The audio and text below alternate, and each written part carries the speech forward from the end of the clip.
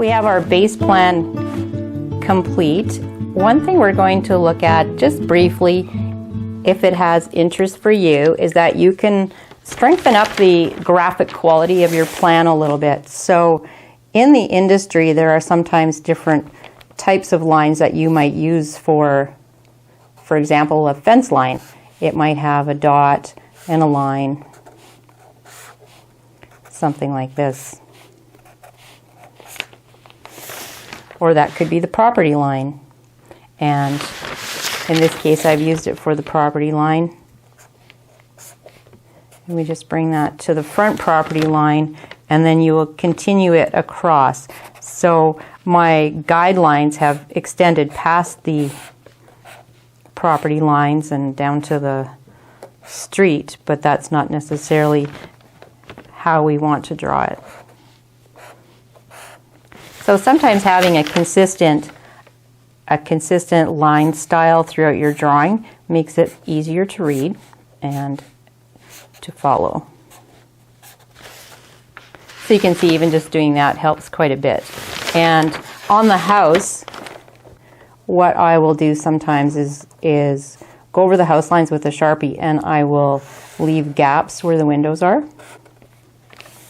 And if I wanted to make another line inside of that, you can see that the house line shows up even more. Window, window. It gets a little tricky, as you can see, when you've got double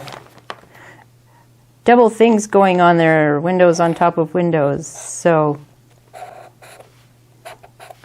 we can go through pretty quickly. And the other thing that happens when you do this is that you might have to adjust your utilities and things that you had placed. You can see here my downspout is looking a little bit lost.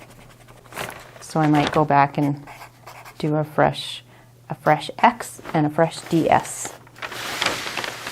So I just wanted to put that out there in case you were interested in making things look just a little bit graphically stronger.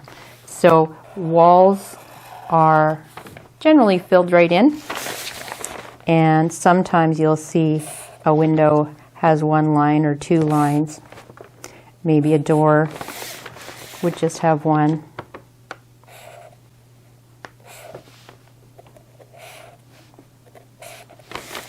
And you just fill it up in between, and it shows up much better.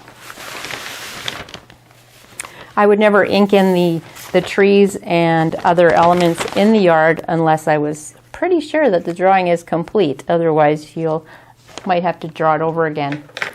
And speaking of drawing it over, sometimes that's what I will do. If things just got really out of control, I will go through, put a fresh piece of paper right on top, trace what worked, and then figure out what didn't work on a new piece of paper.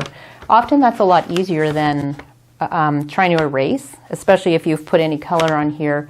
The eraser marks sometimes don't go all the ways clear. So that is what I would do, is just put a fresh piece on top. And sometimes it's the easiest thing